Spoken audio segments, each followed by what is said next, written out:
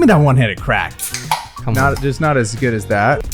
Vodka in there, bro. Keon just fucking brings in a beverage on the pod today. Hey, it's hot out. And then Sunday we fly commercial. I know, can you believe Oh my god, I almost just threw up. I almost just threw up. I always like fantasize it'd be so fun if like the actual team, like their private plane got fucked up so they have to fly in the Delta flight and I'm like on it. You know, it'd be so fun if like LeBron walks on your plane. I don't look like a player. Right. I'm quite short, you know? But she was like, I need to get a picture with you. If your softball team makes it to the championships, I think we invite people Oh, it'd be to so come funny, out, dude. and we get Make like a signs and huge shit. squad. What are your guys' go-to loadouts for photo and video events? Love these using Call of Duty terms. Yeah. M4. Dude, yeah. What do you guys do when you book a new client, but you haven't been feeling creative? You gotta slap those hands and wake them up, baby. Drink water, eat healthy, get a good night's sleep, throw on some headphones, put on some sick music, go for a walk, and maybe like consume some other people's content. That might spark some inspiration. Why is Kostas so obsessed in being bigger than Braden? I think this just comes with wanting something you can't have. Next. No, no, not next. Don't fucking do that. How to save for retirement as a freelancer. You just gotta fucking dunk on the Roth IRA, dude.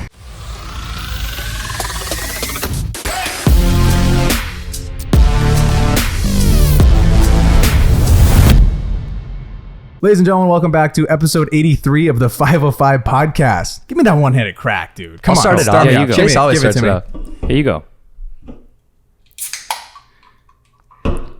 That's, you know, it's pretty good. Yeah, that's an 8-1 coming your way. Yeah. Just not as on. just not as good as that. I do have Oh, that was nice, Braden. I can't lie. I have a dent. Okay. 9-2 from pre-existing? 9-2 from Big Rock. I'm Yeah, you nervous. do. You I've have a been little fucking baby this one. up. I'm Come kind of on, like give in it to the team. kind of, dude. I kind of got the yips all of a sudden, bro. Dude, I was The kinda dent came in and nervous. came out. It's Okay. it's going to be a 6-8. From, yeah, from, that you know what? I'll take it. That I'm on the felt good. ride back up. Give it to me back in the corner. Keon's corner. I've been off the grid for a few pods, but I brought myself a little care package. Oh,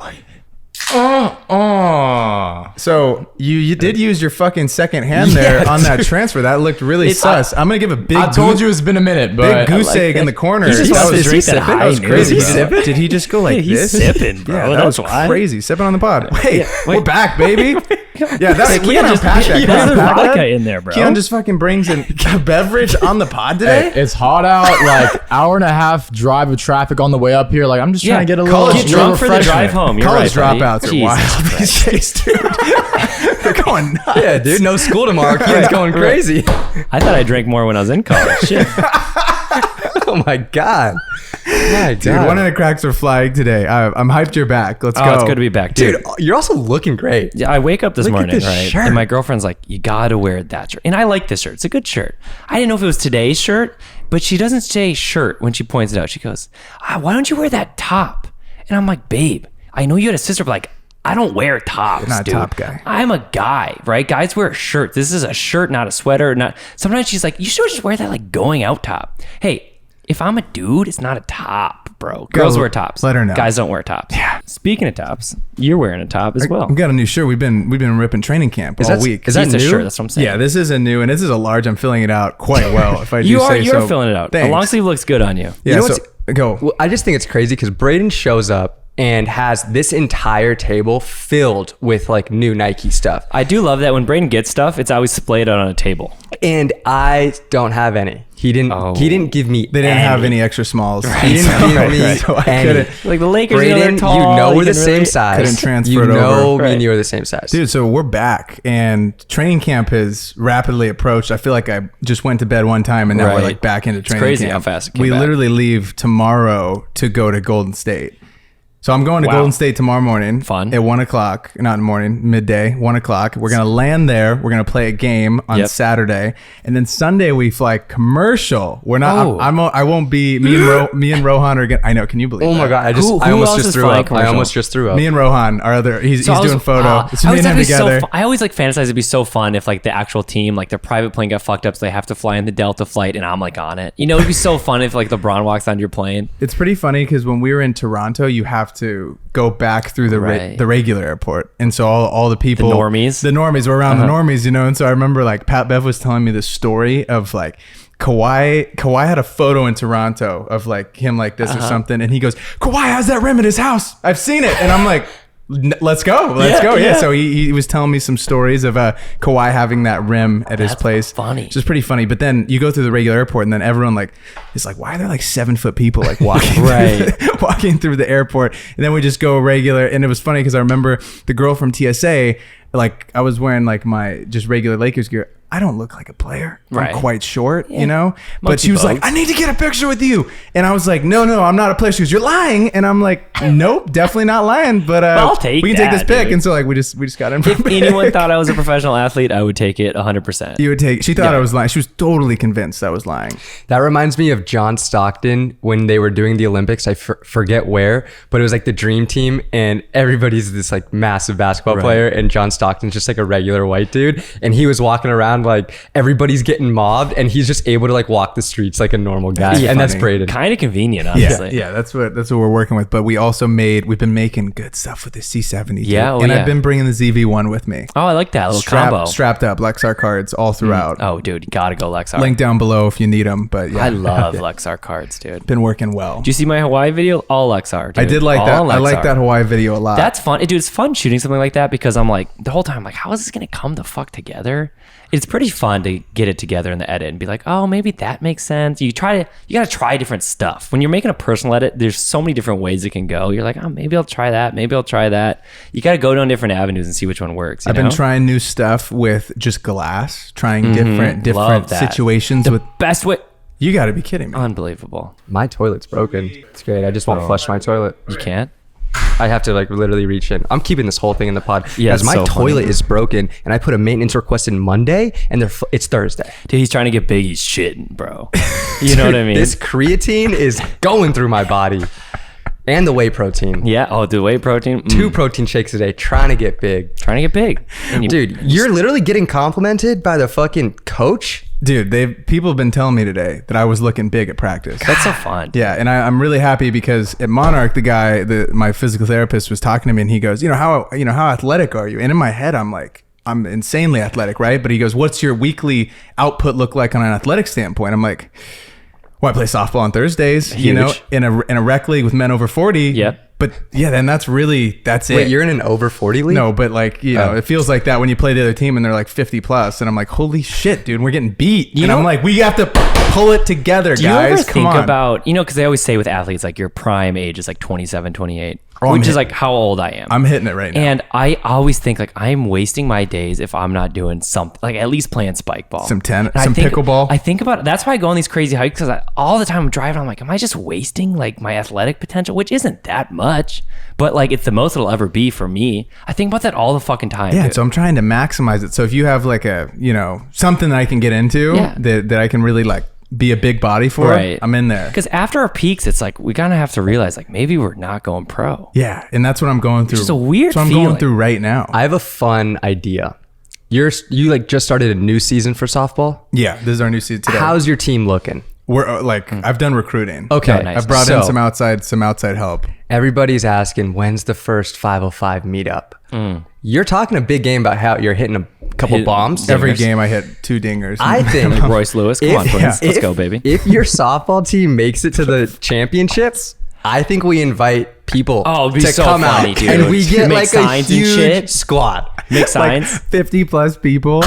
The whole thing, dude, this is where my brain goes because I have a problem. Yeah. I'm going to fantasize about the third baseman getting hurt. Oh, who can play? I can play. I'll hop in, I'll put a jersey on me, and then be the hero. Dude, this is how my brain goes. Every time I'm like, go to the Dodgers game, I'm like, they're going to put me in, though. Like, babe, I brought my glove for a reason, okay? See Dave Roberts come out. Yeah. He's like, get Chase Aroni. He does like some weird sign. He's got the same name as one of our ex-players. Just put him in a jersey. Yeah, They're like, we're gonna have that in the back, Right, you know? right. We wanted to have this episode though because you guys have been asking us questions all week, dude, Yep. and we thought this would be fun to just fire them off and go crazy because this is going to be a value-packed episode. So if you're tuning in, please leave a sub button for the Rocks. Leave us a like. Drop a comment if your question gets answered, and even if you don't, tell your mom about it. But I want to start off. Give me number 1 down in the corner. Who do we got? Before I get to number one, I'm backing off that point though, right? The little like and subscribe, all that, thanks. because turns out Roc Nation just doesn't fuck with me, man. They just don't fuck with me. I poured out my heart. shit over there. I poured out my heart and Fuck soul. with me, man. I poured out my heart and soul last episode. We asked for 500 likes. I wanted to see how hard the boulders can come together. What do we get? 95 likes. You gotta be Not even kidding triple me, dude. digits? Not even 100. Those 95 boulders, Yeah. I absolutely love you. And I just wanted to say, Cheers. just a little extension on this topic, because I kind of had a mindset switch. Like back in the day, I don't blame you guys, because I used to not like or subscribe to like really any YouTube channels just for no reason really. But like since I've been in the creator space, I've really switched my mindset to like show my support to these people that I'm getting value from. You know what I mean? So, you know, just drop the like, drop the sub. Your life will be exactly the same after, and maybe even better. You might feel even better. So, but with that being said, we can get into the questions. So we're gonna start with Fly with Didi. Nailed it. Best investment in your first 2 years as a videographer or photographer? Sony a6000. Ooh, maybe the 50 mil lens I put on that camera. I think so. I would say I think it was a Sony FE 50 millimeter f1.8. By far, best investment had to be a music licensing platform. Ooh, and I you sent need it, it, bro. I sent it with Artlist, Artlist.io. I'm locked in for life, dude. Are you a lifer? Yeah, I'm a lifer. I'm a for lifer. And even before they sponsored this podcast, hold on. Whoa. Even before they sponsored this pod, I was giving my money to Artlist. Yeah, I mean, I am giving my money to Artlist. I did not know they were sponsoring the podcast. Oh, this is news to So, dude, that $200 is that coming back to me, or like? We're gonna upgrade you to, because I heard from a little birdie that you're not on the Max account. No, dude. Oh, that's So embarrassing. I'm gonna call our never. girl at Artlist, and we're Thank gonna you. get you boosted to the Max I mean, account. Artlist is really helpful. You need it, is the thing. You got to pick a music licensing platform. It's kind of like picking one of the camera brands. And obviously there's Yeah. only 2 options, maybe 3 if you want Red in there, but there's, Yeah, there's with not, the camera, sure. Yeah, there's not many options for Right. cameras, right? But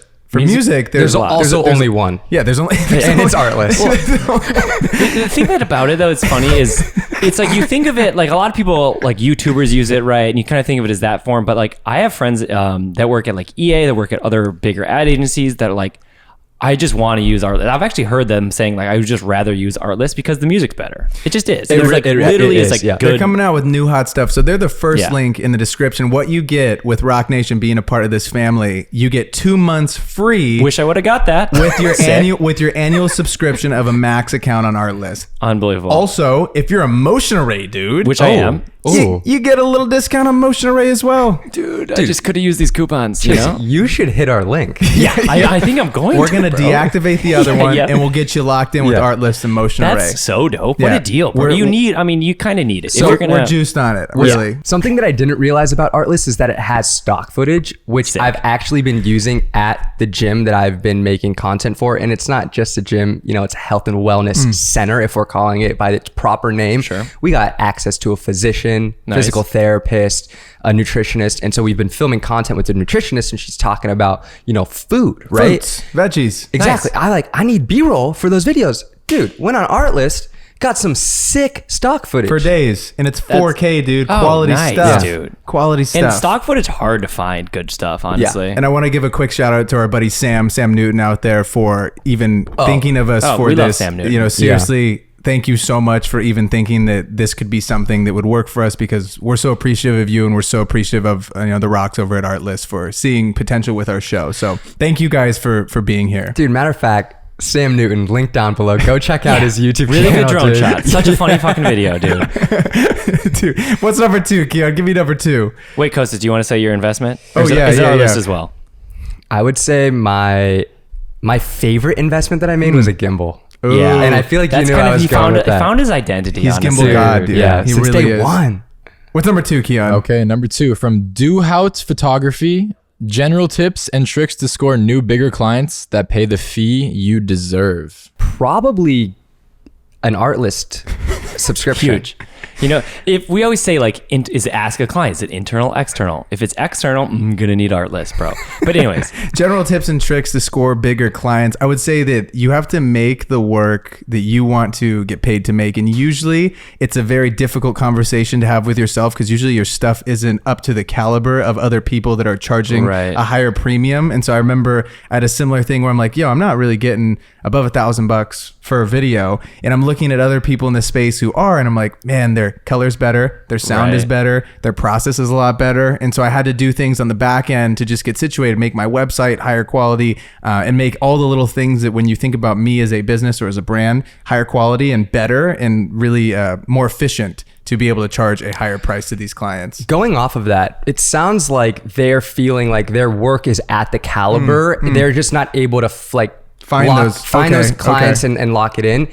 And sometimes you don't need to be a better fisherman. You just got to fish where there's bigger fish. Right. So you got to target the clients that are going to have the bread, the bigger businesses instead of like the mom and pop shops. Yeah. Yeah. I mean, you got to kind of, at some point you're going to have to tell yourself like, I am worth this much money and this is what I'm going to charge you. And you got to be comfortable saying that and staring them in the face and seeing what they say. And saying no to the ones that aren't valuing your time or the product that you're putting out. Dude, the power in being able to say no, there's so much power in that. So much power. Not coming at it from a desperate place of like, oh my God, I want to charge $1,000. I know I should be making $1,000 for this video, but like they only have $350 and like, all right, fuck it. Like I kind of need the money. Right. Being able to get to a place of abundance and not scarcity, and being able to say no when you know they're not going to be able to offer you what you feel like you deserve is a really powerful place to be. Hell yeah. Number 3 from D Guida 97.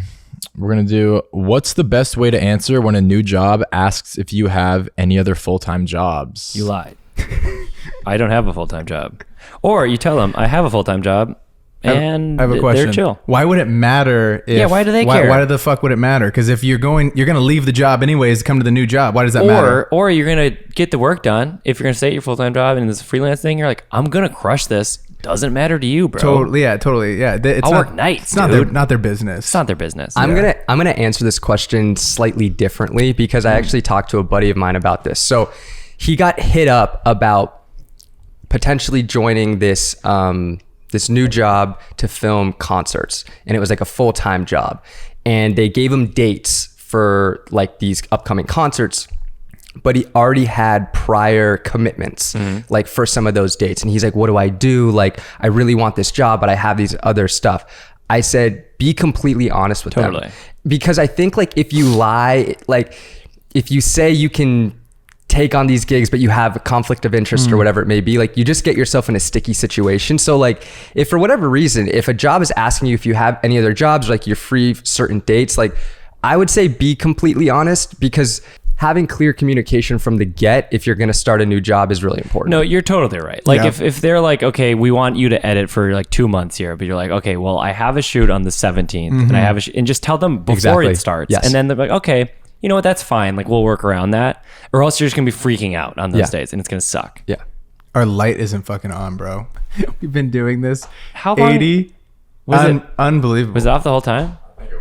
I think it must. It's not that big of a deal. I feel like you can just. I feel like you can match it pretty. You can try your best, and most people are listening. Right? You give it a good old college try. Give it a little college try. Wait, is it a little dark in here? Ow! Just kidding. I should have done that before we turned it on. God damn it. Give me the next one, Keon. All right, we got Matt Geo Films. What are your guys' go-to loadouts for photo and video events? Love these using Call of Duty terms. Yeah, Canon C70. M4. Dude, It's OP right now, dude. Well, okay, so for photo and video. Yeah, give me the photo video. Yeah, I mean, similar to yours. We go Canon C70. Boom. That's a Super 35 sensor. So we use a 15 to 35 because, you need a little bit wider. And then maybe a 24 to 105 because you're zooming in on shit. Come on. And that basically covers your bases. I like to throw a prime in, maybe a 50 prime or like a 35 prime f1.8 just to get a little more light if you need it, or just to get a little different look. And then photo, I'm sticking in the Canon family, like an R6 with, again, maybe a similar lens setup, or just go with the Trinity, the 15, or I guess it'd be 16 to 35, 24 to 70, and 70 to 200. Light work. dude. And the ZV-1 with the 16 to 28 just for fun. Come on. And then, some lights here and there, a gimbal for sure. Yeah. As a photographer, I'm for sure having a flash on me. Yeah. With a diffuser on the flash. Gary Fung, is that his name? Michael Fung? That is one of them. Nice. I got it. I think Crushed that it. is a type of diffuser for a flash. And then maybe also like a double cold shoe mount if you want to have like a light and a shotgun mic if you're doing maybe like an event. Yeah, nice. Definitely, yeah. We're big DJI Ronin guys. Yeah. Yep. And audio, got to have some good mics. Yeah, you're the audio guy. Shotgun mic, lav mic, or the whole 9 yards. You need good audio. You know, I actually don't record audio. I just use Artlist sound effects. Just fill it right back in. Oh, nice. Yeah. Mm-hmm. It's actually like totally true though. I'm We like should not even doing the thing. It's like what I do. It's like fill it back in later. I feel like we should for sure start to include some Artlist sound effects in here. Oh yeah, I love Like that. one of these? Nice. Yeah, you know that sounded good. Or like a, you know, yeah, like wink, wink, yes. something like that. Give me the next one. Next one from Sean McGowan. I don't know if I should stay full-time or go full freelance. What are your pros and cons to both? Okay, full-time pro is you have benefits and you don't have to pay for your dental or your health benefits, and you also have a 401k probably, And maybe you a have- little match, a little 5% match. You have a constant paycheck, which is really nice. So if you work or don't work, you still get paid, which is really nice. You don't have to be like, oh, I'm only getting paid if I'm on a project. You're still getting paid, Or you could get overworked like crazy. which is also true. You can also work way more than you'd have to work in freelance and get paid the same amount. Same still, amount, yeah. which is a bummer. Give me some pros and cons of freelance. Dude, I just get to like plan my day however I want. If I want to go to the gym at noon, I can go to the gym at noon. Right. So if you're trying to get really big, like you should probably go freelance. I I would would go at 5 like a normal person. Gym's packed then. Yeah, dude. it so is, Dude, dude. gym's empty at 12 or 1. Let me tell you. Does Monarch get packed? Just out of curiosity. It does. Really? Friday mornings, A dude. lot of rich Yeah. people, huh? Jesus. Both have their pros and cons. We actually did a full episode. Yeah, we did a full episode. You should go check out that full app. It'll help you more with some You all clarity. should. It's really good. Give it to me. Next from N. Duraney. What do you guys do when you book a new client, but you haven't been feeling creative? You got to slap those hands and wake them up, baby, because it ain't gonna wait for you. You got to be creative. You don't. I think in our profession you can feel not creative, but you still have to have things in your process that will get the video done no matter what. I can't hit up Nike and say, hey, Right. guys, just not feeling it today. Yeah. Can't do this one. Sorry. You got to still figure it out. I think it makes sense if you're trying to make like a passion project For or a sure, personal thing. I just definitely. don't really have any inspiration. But if a client is coming to you and they're saying, we need a video that feels like this and looks like this, you're going to start picturing it, right? And then you're going to just trust that they'll give you enough direction where then you can plus it up, punch it up, and then take that leap with them and make something dope. And do it in little increments. Don't go, okay, I have to do a minute, do 5 seconds that Yep, first night. that feels cool. Set up the project. Let's get 5 good seconds in, and let's just like let the creative juices kind of start to fold again.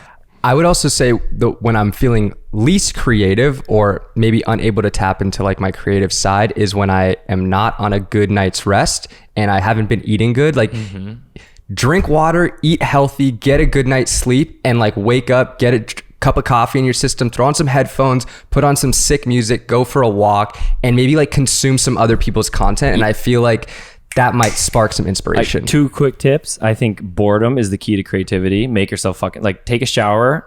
You're stuck. There's nothing else to do. Take a shower. Maybe just like be in an elevator. I get a great idea because there's nothing to do in the elevator. Or like you said, go for a walk. Yeah, I feel like if I'm literally bored, I have nothing to do, that's when all my best ideas come. I love it. Okay, I like this one. This one is from Matt Lutz. How would y'all approach creating content on a year-long around-the-world trip? Man, the world is your oyster, Matt. You got just time for days. I feel like you can do That's so fun. literally whatever you want, and it's going to be amazing. I feel like it's going to be awesome. I feel like when I say I go on like a trip and I make a video, I usually don't know what it's going to be beforehand because you don't know what you're going to see. And then you start shooting stuff and then you're like, I got that shot. Now if I get this shot and that would pair. And then you start to formulate the edit in your head. I kind of feel like you almost need to be there. It's the reason why location scouting for like a commercial project is huge because you see the location and then you get inspired. Obviously not going to do that on the fucking world trip. But you'll get there the first day and then you start to get inspired as you get more shots. Just shoot everything. I'll give Matt one idea. I think it'd be fun to do some match cuts of you potentially walking across in these different countries that you're gonna be visiting. Me personally, I'm not going to give Matt advice on how he should. I don't even know if he's going around the world on a trip. I don't know if this is a hypothetical. If I was going on a year-long trip, right?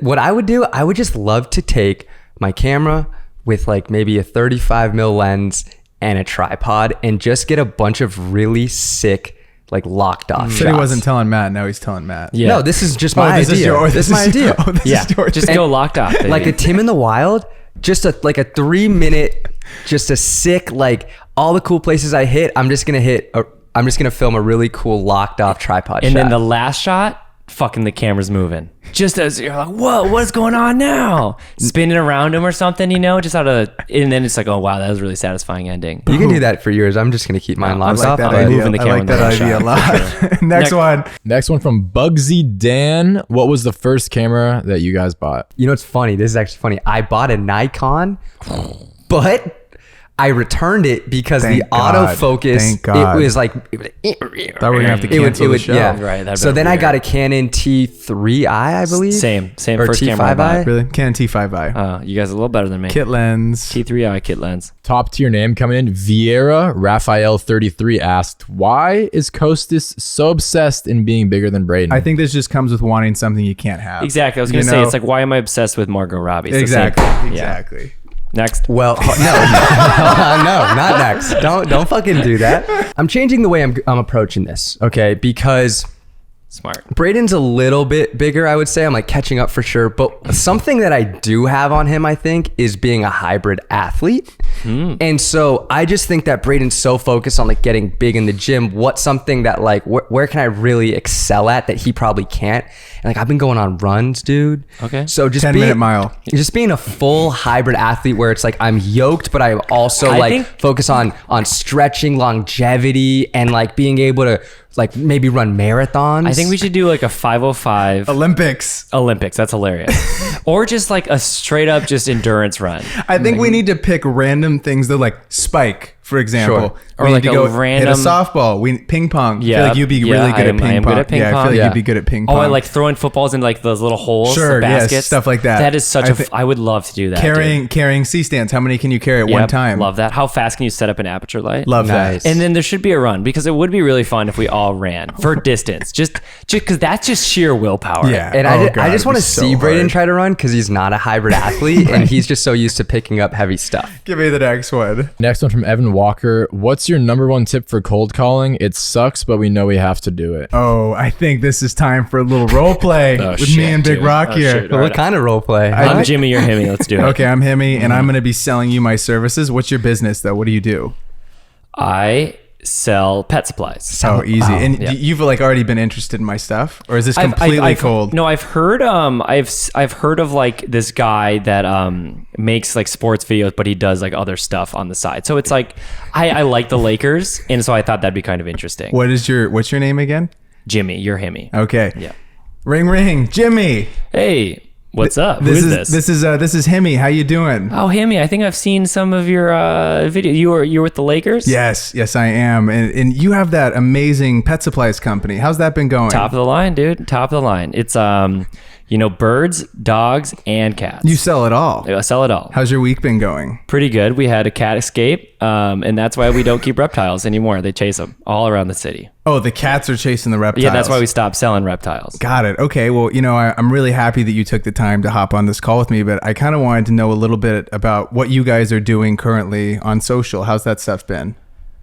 Well, we don't have a lot of social presence. We actually are seeing TikToks of dogs go viral, and we wonder why we can't do that. I think that's something that we can definitely help you with. I want to say that you guys right now are posting what is it right now? 1 to 2 times a week? if Whenever that? the daughter, she's in college, but she'll come in and she'll help out a little with the posting. I don't get it totally. Would you want to do something potentially where we're getting a bunch of amazing, potentially viral dog things? I mean, going viral on? dogs are what we want. It's kind of what you guys are looking Yeah. for. And I also think we need to dive more into, the brand story, because I'm looking at your website right now currently, and I don't really understand what it is that you guys do. Right when I hop onto the page, I'm seeing a lot of different animals, and I don't know that you guys are the sellers of all of this stuff. It could be just a blog from your daughter. Oh, that's interesting. We weren't sure if we're doing supplies. We weren't sure if we were selling live animals. We're definitely not selling reptiles anymore. They all escaped. But I think that it is an interesting thing to, my grandfather, Jimmy, I'm a junior. Yeah. He started the company a long time ago because he actually just had a lot of dogs and then started selling them because he hated them and we needed some more money. Yeah, that's super understandable. So it's actually we hate the animals. That's why we want to get rid of them. yeah, something that every pet supplier, I'm sure, is going through across the country. Right. And we do want that message to be known. Do you have kind of a ballpark range of what you want to spend on this content creation, Jimmy? Yeah, I'd say like $200 would be great. I love where your head's at. I think that to really do this and knock this out of the park, I'm sitting in between 3,000 to about $1,500. And the reason for that, I know that might scare you. I know it's a big investment, but I also think that with this stuff, if we see this go for, 1 to 2 months, we can really get a case study going. And I think that this would really benefit you guys because I think we're going to drive more sales. That's the whole point of this. I don't want you to think that we're spending money just for fun. There's only reason we would do this is to see an ROI. And from the people that I've worked with, I'm going to send you over a bunch of case studies so you can see other brands like yours that we've done this with and it's worked for them. And then we can test and learn. If we do this for 2 months and you're not happy with it, I'd be more than happy to renegotiate the contract. But I think that that's something that would really work. Yeah, I like the idea of being able to dip my toes in the water and kind of seeing where it goes. So let's do it. Love it. There it is. Boom. I think it's really important though with the cold calls, you have to understand what it is that their business is doing, what it is that they're currently not doing, and how you can help them. Because if you can't help them, there's no point in even attempting to have any sort of conversation with like, oh, let's try and work this out. Also to bring up the budget early in the conversation because you don't want to go back, make an entire pitch deck. You send it to Jimmy and he's like, yo, I didn't know about this $3,000 because he's thinking $200. So you're bracing them for that number. And by the time you get off the phone, you'll be able to send them something and they'll be able to look at it and be like, oh, okay, that number isn't like magic. Like I heard it on the phone. I know that's what I was expecting. And this is why it costs this much. I also think you want to reach out to people that you for sure can help, right? Like you want to check out if you're doing social media stuff, right? Content, like check out their social media. If you're doing gyms, and you look at a bunch of gyms in your area, like don't necessarily hit up the gyms who already have like a great looking Instagram and TikTok page. Like target the ones that for sure you can help out. Absolutely. Totally. That was just textbook. That was great. Thanks. Okay, so we got Jimmy. VRM photography. Say it one more time, sorry. VRM photography. How to save for retirement as a freelancer. Chase, what do we got? I'm telling you, just gotta fucking yam the Roth IRA, dude. Because you don't have a 401k, you just gotta fucking dunk on the Roth IRA, dude. You put money in, and it gets taxed on the way in, but not on the way out, and it gains interest. So then at the end, when you are old, you have a shit ton of money that doesn't get taxed when you take it out, which is huge, dude. And it hit that S&P 500, S&P, dude. Another one. Yeah, don't go crypto. Okay. Don't go. The three of us have. We lost, dude. We lost some bread. This is why we need sponsors, bro. It's coming back. I will say though, if you get Artlist, you'll save 2 months free, and you can use that money that you're saving. Put that in your Roth. Put that in the Roth IRA. I love that. Next. All right. Next, we're doing. Wait, are you going a second one? Bro, it's a long pod in the What's corner, in that backpack? Oh my god. Anyway, it's going nuts. Trey Tyler Media. Yeah, Tyler. What are some of the what are some of the biggest differences you made from transitioning from college to pro? Ooh, okay. I mean, draft day was big. Yeah, it was huge for me. I mean, I've never been more nervous just sitting there through rounds. 1 goes. I'm still sitting. 2 goes. 3rd round, dude, 12th pick. But I'm showing off, dude. I'm Russell Wilson up in there, baby. Come on. Dude, I think some of the biggest differences from transitioning from college to pro would be one, access changes a lot. I think that obviously the people in the pros are getting paid millions of dollars. It's no longer like, oh, do this thing for social media, like just for fun. It's like they're there to, this is their job. This is their entire job. This is what they're doing. And I also think that where access changes a lot, could be good, could be bad, just depends on your team and what your relationship is with your media people there. I also think that the level of play is times 40. And there's a saying that it's not the same anymore because high school is actually so insane. But they used to say high school's played below the rim. It's no longer really like that. They're yamming now. College is played at the rim and the pros is played above the rim. And so you really notice it specifically with basketball because like Jackson Hayes State practice is just like 3 heads above the rim. And I'm like, dude, like you just so nonchalantly did that. It's crazy. And I think they're a lot faster. They're also just yoked, dude. It's their whole job. This is their entire job, is to be, they're not going to school anymore. They don't have 16 credits that they also are taking on top of this. And I think that those are some of the biggest differences I noticed. Boom. Sweet. Okay. I love this question here. It's from John Gonzo. What are your thoughts on the new movie, The Creator, being shot on the FX3? What does that mean for upcoming filmmakers? Fucking wild, dude. Yeah. I just can't even wrap my head around it. I would love to make that movie, but my FX3 got stolen. Dude, I heard that they were actually looking at you, and then they're like, well, I don't know where his FX3 Kid doesn't have that went. FX3, so we can't hire him. So this is really crazy because as filmmaking has progressed, the ability to create high quality videos has just diminished completely. Like the barrier to entry now is so low. I remember when did drones really start coming into play? Like When Casey, right? When Casey was pop, 24. like 8 years ago? Yeah. Maybe even 10 years ago? yeah. And that changed the game because it was like, holy shit, like We don't have to get a helicopter exactly anymore. And now like comparing the footage between like the DJI one and whatever it's at now is like insane. I was watching a video and it compared stats between the Arri Alexa Mini LF and a Sony FX3. So the Sony FX3 can shoot at 4K, the Arri can shoot at 4.5K, so like a little better. The dynamic range, Sony actually has it beat 15 stops of dynamic range, whereas the Arri Alexa Mini LF has 14 stops of dynamic range. And then the color, the Sony can shoot at 10-bit 422 with a 16-bit raw output, and then the Arri can shoot at a 12-bit 4444XQ Apple ProRes, 16-bit linear, 12-bit Arri raw. And like, granted, of course the Arri is going to be better, but it's pretty damn close. It's crazy. I mean, yeah, if you look at it, just like the specs, it's insane that they're similar. I think that with like, obviously with an Alexa, like More LF, capabilities. you can build it out Yeah. more. You can remote trigger it. You have a trusted color science, but like if you're in a pinch and you have a great colorist, like they can kind of figure it out. They can kind of match it. And it's just fucking crazy that like you can just buy an FX3, not that hard. I mean, back in the day, bro, it was like they shot everything on film and it was expensive as fuck and it was huge. It was heavy. And then like you get it developed and that costs a shit ton of money. If you lose any film rolls, if they fall into the ship, like off the ship, you're done. And then the digital like cinema cameras came out, like the Alexa LF, which is super expensive.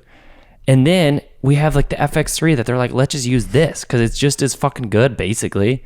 It's crazy, dude. So go out there and fucking make a movie. And the reason why the director decided to use this camera was because one of its small form factor, so he could fit it in a bunch of crazy places, and two, the dual native ISO at 12,800, it allowed them to like be able to save money on really expensive rigs and lights because they could just boost that ISO. And people. Yeah. I mean, that's the most expensive thing is the people, and they don't have to get as many crew members to lift the lights and hold the gimbal, etc. I also think that with camera gear getting as good as it is for like not as expensive, I no longer think that image quality, it can be a separating factor between like who's good and who's not. I think now it's going to come down to like, oh, who's actually like the more talented creator and who has the better ideas and can execute on that. Totally. Yeah. I think that's so true. Love it. Yeah, I love that. Also, just the iPhones are going, it's just Crazy. boosting up. They got log and everything now. Like, Insane. you should do a whole music video on it. Okay, from Aaron Snowsill. What 3 things would you focus on if you were starting YouTube as a rookie videographer? I mean, first one's pretty obvious. Yeah, easy one. Artlist.io Go for your music. Need it. Because you want to be able to monetize on this YouTube stuff, right? Yeah. And you're not going to be able to do that if you're using Drake. I think you need, I think the biggest thing, point of view. Seriously, have a point of view that's different from other people's point of view because like, you don't need to make the craziest videos. I mean, so many people have proven that. And like a lot of Casey's big videos, when he was popping off, it's just him in his office talking about stuff. You just got to have like a point of view, think about what you want to say and be consistent with that. And then introduce the other shit like cool camera moves and like your style visually, etc. I think being consistent is like such a big thing, right?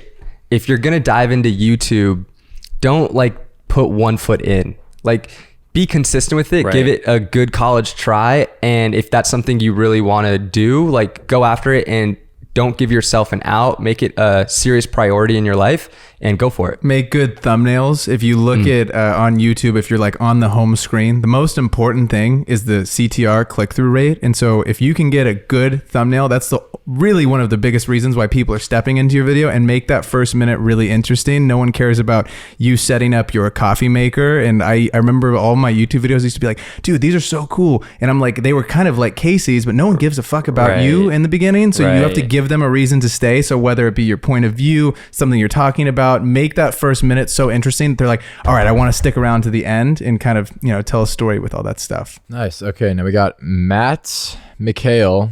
What can a creative do to develop deep expertise in their field? What's the next step? I think deep expertise just comes from consuming as much content as you can and making it a priority to learn as much as you can. There's some insanely amazing YouTubers that break down film and lighting and color science, all these things that, you could pay tens of thousands of dollars to learn in film school. You can literally learn it from YouTube. So I would just devote yourself to learning as much about your craft as possible, and then giving yourself as many reps going out in the field, whether you're hired or not, just using your camera as much as possible and trying new techniques. Yeah, I was just going to say, do the damn thing over and over and over again. And then you'll develop a deep expertise along the way. And you can also, you can build in public. I remember, 5-6 years ago, I'm still giving advice. I'm not at the level that I'm at now, but you're not giving the advice to Spielberg. You're giving it to younger rocks kind of along the way. Next. All right, next we got Nathan Nichols, and it is, how do I get brand deals? Oh, Kostas. Should I take this one? Yeah, Chase, just lob that up for you. Okay, so as someone who has done quite a few brand deals, and also, dude, this episode is a brand deal, dude. Come on, baby. I do know how to do it. What? Sounds. Yeah. What happened there? Oh, nice. Okay, so I would say the first tip, if you don't have a shitload of followers, right, you're probably not getting reached out to for a brand deal. But it's okay, because to do a brand deal or to work with a brand, it's not like you need to have an X amount of followers. Anyone can really work with a brand. You just have to make sure you're aligned with that brand that you want to work with. So the same niche, right? Let's say you're a tech reviewer, you can reach out to a computer brand, maybe not so much Apple. Right.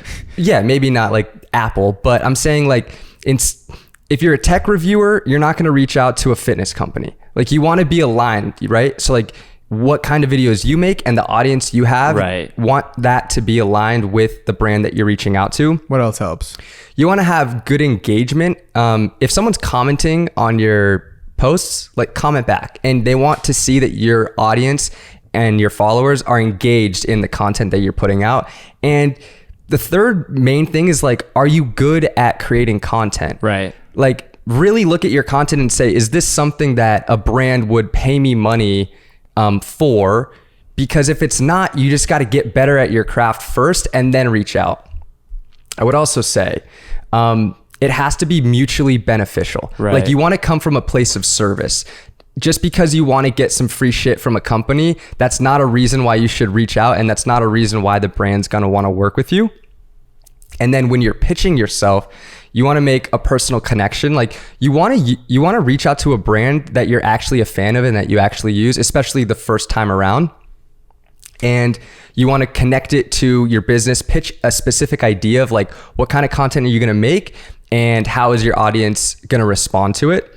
And then you want to highlight your best assets, meaning either maybe you have a really high engagement rate, or maybe you're you have a specific style of photography or video that's really sick that really relates to that brand. And then you're going to just want to reach out to a ton of companies, because the first one's probably going to say no. Boom. I mean, that's a ton of info, dude. That should almost be another pod. Yeah. We'll do, if you guys want, we can do a full breakdown of how to get your first brand deal and really how to execute a brand deal, because I feel like we have some good stuff to say. Yeah. Well, you do. I'm learning from Big Rock. I got my first one this week. Come on. So I'm locked in, dude. I'm locked in. I mean, I technically got that Artlist. I got that Lexar. Yeah. Hold on. You're dubbed up. Next, we got Sully D Edits. I'm 14 years old right now. What should I do now to be able to be successful when I'm older? Wow. What a thought, dude. What a good thought. When you're 14 to be Sully thinking about D, that. dude. I will say the fact that you're even thinking about it at that age, you're a step ahead of most. Yeah. I feel like sometimes I do go through this exercise and think what should I have spent more time on when I was younger, etc. And I think Kostas and I have decided less baseball, more video. Yeah. Seriously. But it doesn't have to be that for you, but like really try to think about stuff that you really care about that you could actually make money in if that's what you want to do if that's how you measure success. And then try to like get good at those things. Like maybe it's making videos like in our case, or maybe it's like cooking or like something else. But like if you start that young, when you actually have that kind of focus that you have, Mr. Sully D edits. Yeah. Like clearly he's editing, start editing, dude. Like edit a lot. You're going to be so good at it by the time you're 18. Yeah, find that intersection of passion and bread and just run with it, dude. Try to not burn yourself out. You brought up a good point, though. It's like you have to define what your definition of success is. I remember Virgil came to speak at Wisconsin. Went to Wisconsin? I can't believe he fucking went to that school. Yeah, It's crazy. Must have been packed out at Ohio State. Terrible academics in Ohio State. So Virgil came to speak at Wisconsin, and he was like, my only definition of success was being able to wear sneakers to work every day. Swag. I love that. And so like, okay, if that's your definition of success, you just need a job that you can wear sneakers to work every day. Yeah. So I think defining success is like the first step in becoming successful, because like once you know what it is to you that success means, you can then take the steps to get there. Yep. Low Productions. Shout out. Shout out, Lucas. When's the Midwest meetup? I got an idea. I do have an idea. Okay, tell me. Oregon has joined the Big Ten. Madison, Wisconsin, best college town in America, according to Scott Van Pelt. True. And myself. And your boy. And Kostas. We'll have eventually a home game against Oregon, right? In Madison. I say we all go. We go to the game and we have a fucking meetup in Madison. It'll be so fun, dude. We'll get wild. You'll see what it's like game day, Wisconsin. We'll go to Oregon game as well sometime in the future. It'll be so fucking fun, dude. I'd be That's down. a great Chase, idea. I Right? love that. You don't know how down I am for Dude, that. it'd be I would so love fun. that. It'd be so fun, dude. Let's go on a Midwest tour. We'll know where to like get really fucked up. Like Kostas and I will For like, show cheap. you like, oh, $4, Come dude. on, dude. Bro, it's funny because for any stoolies watching, like the Bussin' with the Boys guys, they have one guy went to Nebraska, one guy went to Michigan, so they have an official game called the Bussin' Bowl now. Fun. So it's just a 505 bowl I for the like boys. that, dude. I like that a lot. Should we do like a did not like flag football, like 505 tournament? Oh, We'll shoot. do things. I mean, we got a you lot wouldn't of believe sports. my stuff. hands. You wouldn't believe my A hands. lot of stuff we got to do. I'm so down. I love it though, Chase. That's awesome. Okay. Mako Tapartin, negotiating pricing for tour photo / video. Ooh, the pricing guide is coming out soon. We've been working on it. Yeah. I know Check that that. we've been Working hard on it. I know we've been talking about. You guys don't understand though how much shit we've put into this. We could have made it a page, sold it for $10. No, we're literally pouring our heart and souls in everything we've learned about pricing, and we thought it was going to take a week. It's just greatness takes time. There's a girlfriend designing slides. I think I've seen. Yes. Oh, there is a girlfriend that is working very hard on the slides, and she is not happy with the other two. we have to go do a little work on those slides, but we're gonna get that to you guys soon. We promise. I had a little bit of an ass chewing the other night about how the layout of the fucking slides was. So bear with us because I'm trying to work on it. The project manager's working on it. But it's gonna look pretty. It's gonna look. It's beautiful Hell yeah. because like we Hell didn't yeah, make boys. it, so we just put the info on it. A lot of info. What do you got though? How do you negotiate for a tour photo and video? Give me just Kosti. What is like the bottom and what is the top looking like in that sector for tour? Let's do photo first and then video. I would say like the minimum you should take would.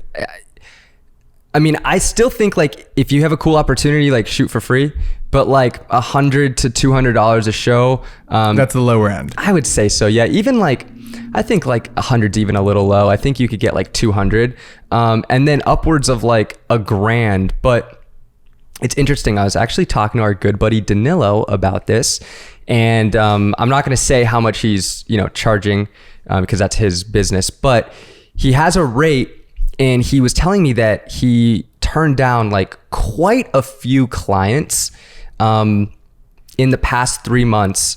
He said probably close to like 15 because he has his rate. Granted, he's an OG in the game and he has a built out portfolio, but he's like, this is how much it cost me to get out to leave my house. Yeah. And if you're not going to meet that rate, it's not worth it for me. So at some point, like to have negotiation power, you need leverage. Yep. You're right. So like once you get that leverage and you're good and your stuff's good and you're fun to be around and you're ready to charge a certain amount, I think it's just a matter of like coming from a place of being willing to turn something down and holding your ground. And also like, dude, these managers are scummy. Like they will try to get you to come out for less. You're right. And it's like, you got to hold your ground, but coming at it from like, I don't need this gig. So like, this is what I'm worth. This is what I charge. Take it or leave it. Next, this is a fun one. I am Karlem. What's a life hack that you know that not a lot of people know? I do have one. I'm an aisle seat guy on the plane. And you know how there's that armrest on the aisle that like you can't get up, you gotta pee and you gotta like lift your holes. If you have the tray down, you have to lift all your drinks off to get out. No. By your elbow where it rests on the thing is a little tricky thing. You can click that up. It's kind of janky, feels germy as fuck. Hit that up, you can lift that armrest up, you can get right out. It's really helpful. Really helpful. Unreal method. Yeah. So if you go to that shitty restaurant, Chipotle, you know, and you can Love-hate relationship. Yeah, you can ask for double rice, double beans. You can ask for damn near everything except the meats For double. and it's the same price. And tortilla fucking shells on the side. 50 cents. It's rude. They've upped Yeah, that. They've not upped that. cool. They used to be free. And the vinaigrette. And get that vinaigrette on the side. Such a good hack. Going off of food and going back to Wisconsin. Whoa. This is a life hack that I figured out my senior year of college. Oh, told me about it right away. So in Madison, Wisconsin, the main market is called fresh. Now, in Wisconsin, different than LA, right? LA, you pretty much always have ripe avocados for the most part. Madison, Wisconsin, not so much.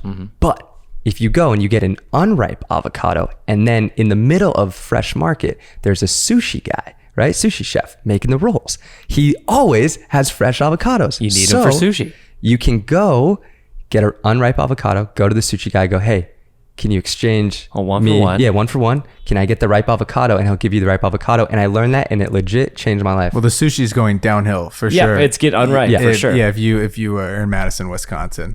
Okay, next, another OG Rock Horizon Big project. If you had $5K to restart your video journey right now and start making money, what would you spend it on? Chase. Oh, that's fun. I'm buying a used camera body that's about $1,500, right? I don't know what that is. Maybe like one of them Sony smaller ones. I'm getting at least 2 lenses, which again, like maybe I'll go Sigma, but I'm probably gonna get like a wide and I'll probably get a 50 because it's cheap. You can get a 50 for like $150 sometimes, and then I'll probably get like, if it's one of those crop sensor Sonys, I'll probably get like a Sigma like fucking 24, you know, like f1. No, not 24, maybe like a 16. And then I'm getting a gimbal because I feel like that really changes things. And then if you carry the one, if you can add in a used drone in there, you can get all the shots you could ever need to make a fucking production. Maybe a microphone too, a shotgun microphone. I was going to say a good mic. I would invest, instead of going heavy on the camera, I would future-proof my laptop. Ooh. And so I would go more heavy on the laptop, but I would lease it through Apple's business program. So I would pay for it per month, only like $130 for probably the most expensive 10K laptop that they have. Look that shit up. And then I would go get a same thing, used camera, like you said, a couple years back, good audio device, a couple lenses, and lav mics. I call it a day. That's a good move. Maybe a light, just like one light. One sick light would be great if I could get that in there. My answer is pretty similar to yours, but for shits and giggles, I'm going to take my iPhone and I'm going to spend the $5,000 and go travel and make some freaking travel content. Or maybe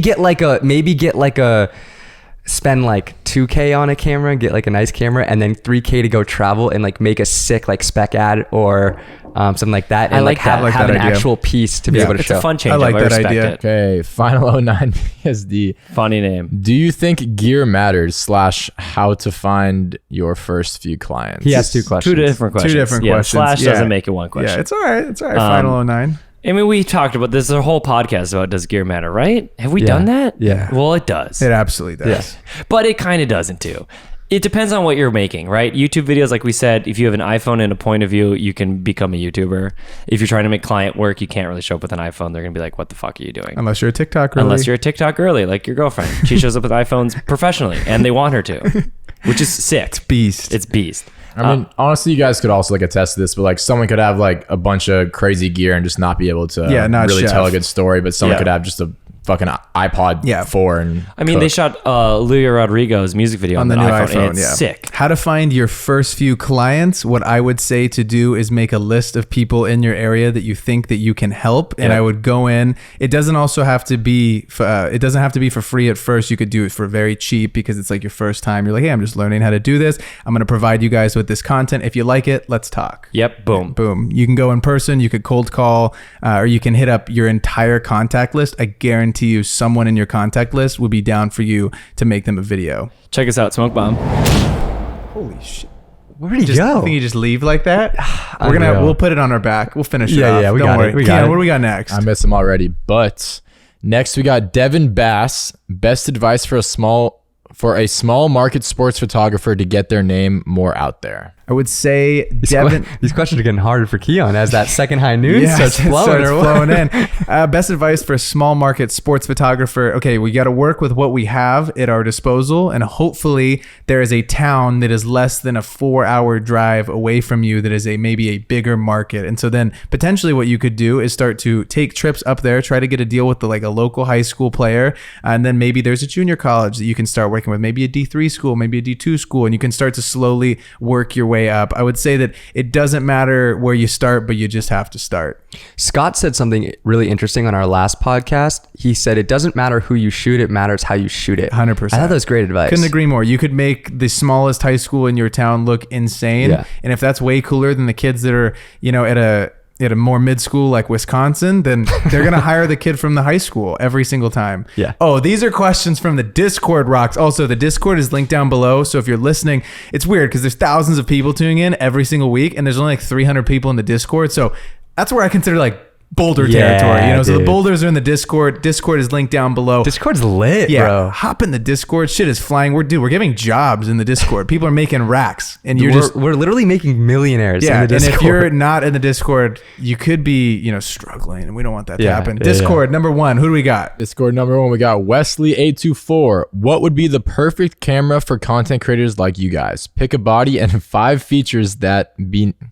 See, it's not me, it's the grammar, bro. I'm sorry. Right. I just copied and pasted. It's been bugging on all these, but you can mix all brands except for Nikon LOL, like winky tongue out emoji. Pretty curious what body you guys would take and what must-have features y'all would want. I'm taking the ZVE1, and I just need a camera that can shoot 4K 24 and 4K 60, and that is really going to do it for me with some good autofocus and a flip-out screen. Yeah, I'm going to go the same. Yeah, that's it. I feel like that is the move for creators. Kostas, have you opened your camera yet? It's open. I'm still figuring out how to load up S-Log3 on that, which you need to help me out. I literally haven't shot anything on it, but I have it, dude. It's in my room. We'll get you show you. Kids are busy. We'll get you situated. He couldn't afford the white one, so he had to go with the black one, and it's fine. I wanted to separate myself from Braden. Does the black one have the flip out? It does. It doesn't. Only for the white one. The only difference, Keon, is that it's black versus white.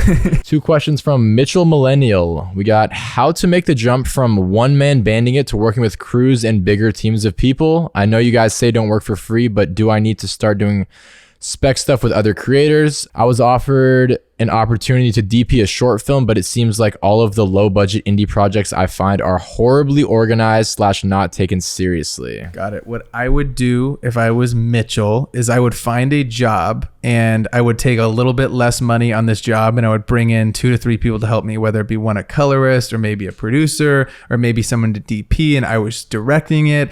And then you can start to kind of get a feel of what it's like having multiple people on your crew. Or we can find budgets, or we can find other shoots where I could meet a DP and he's getting consistent work and I could go on as his PA or his or his first AC or something like that, just to help with the project. And I think it'd be a lot easier for you to get PA jobs. Then you can talk to people on set at lunch and say, hey, I'm also a colorist or I'm also a DP. So if you ever have anything smaller budget, I would love to help you out. And it really is it's a networking game. It's a game of getting your contacts up, because when you're only working by yourself, there's no one else in that phone book to kind of be able to call. So at least when you're putting yourself out there and you're getting on these bigger budget shoots, you might not be doing the coolest shit. You might, just be running C-stands and whatnot, but at least at lunch, you'll be able to pick people's brains and start to talk to them about where they're working, who they're working with, and how they're getting these jobs. I also think, to be able to work with multiple people on a shoot, the budget has to be high enough, right? So either you're going to have to take a cut, like you said, or you're going to have to go find people who are willing to offer you more money for a shoot. Usually that comes with proof of concept or just being in the game for long enough. Now, question number 2 from him. I've seen quite a few jobs looking for DPs, and it seems like they're all asking for DPs to have fully rigged setups with rod/wireless, follow focus setups, etc., even for the 350 day jobs. Do I get the gear to get the jobs, or do I get the jobs and then get the gear? I think you should just rent it to start. You don't even have to own any of this stuff. And for like a really great, fully kitted out camera, it's not going to run you too bad. But I also think they're not giving you enough for these shoots. I would try to find higher budget things to DP if you're having to bring $10,000 worth of gear that makes 0 sense.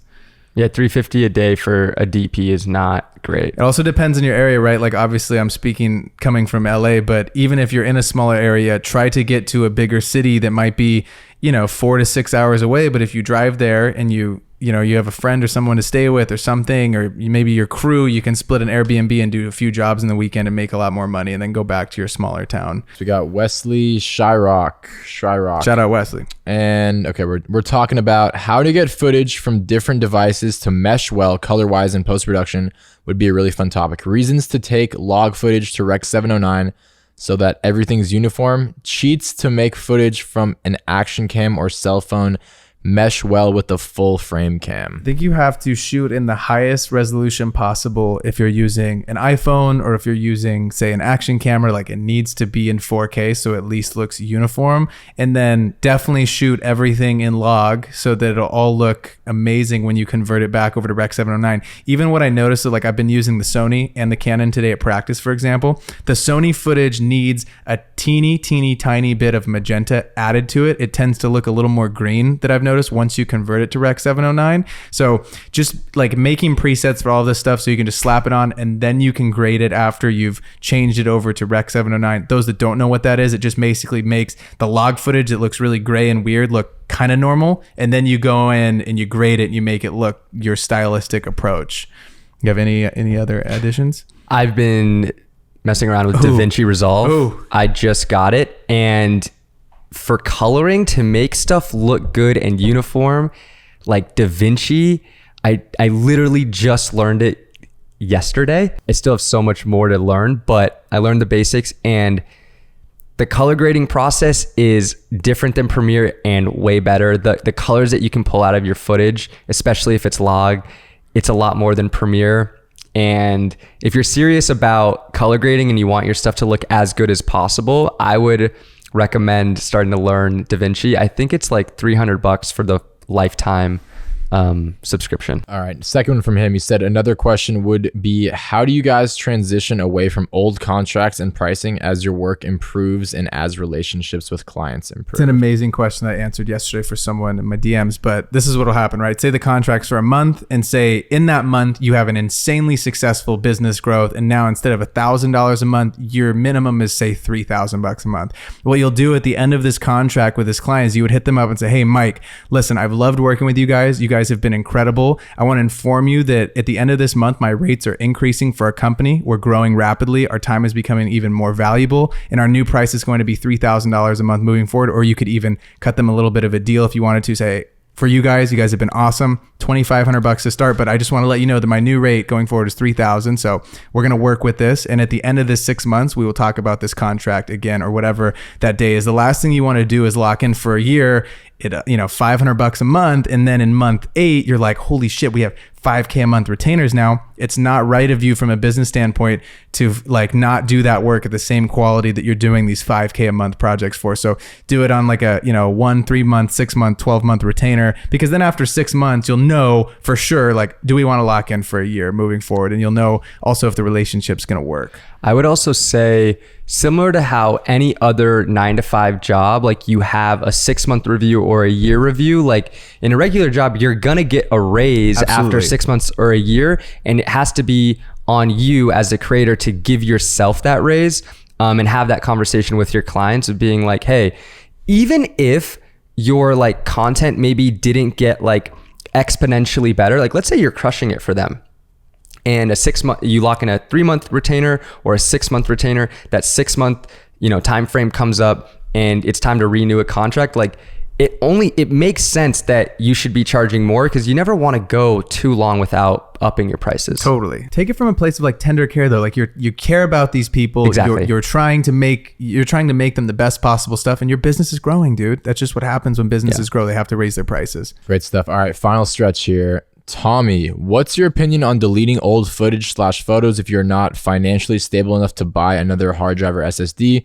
Do you keep all footage you've ever done, or do you have a time limit for old footage? That's a really good question, especially when you're saying financially stable enough to buy another hard drive. Like, Tommy, I personally have kept every single thing that I've ever done, but what I would do if I was you, I would find something cheap. For example, when you're starting out, especially if you're in high school or in college, there's easy ways that you can make money and you can rack up $1,000 pretty quick. For example, I would do grad photos at the end of every Eugene, Oregon term, and I would make $4 or $5 grand in that little 1 month window. Same if I was in high school, I would do the same shit. I would charge $50 to $100 for these grad photos or grad videos, whatever it's going to be. And that's going to be enough money for you to save up to be able to get more hard drives, because I don't think you should delete this stuff. I think it's something that you're going to want for a really long time. But if it's for a client, a lot of contracts and SOWs, their statement of work, they'll have like, we will delete this and we'll keep it for only 4 years. But you need to specify how long you'll keep that stuff for in your contracts. If it really comes down to it, something that you can do is really look at like all the videos that you pulled as selects, and everything that you didn't use.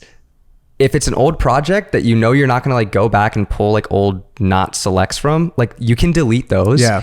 And in Lightroom, you can like flag certain photos that you pull as selects.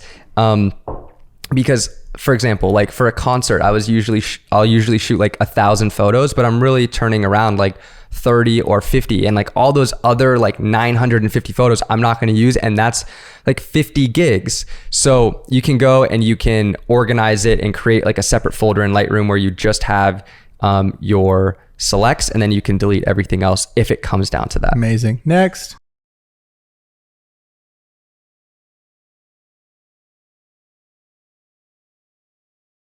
Oh, that's a great question. I think that if someone is paying you to do the thing, that always needs to be a priority. Like you can't have a client waiting on you for something that you said was on the 9th because you needed to make a TikTok that night.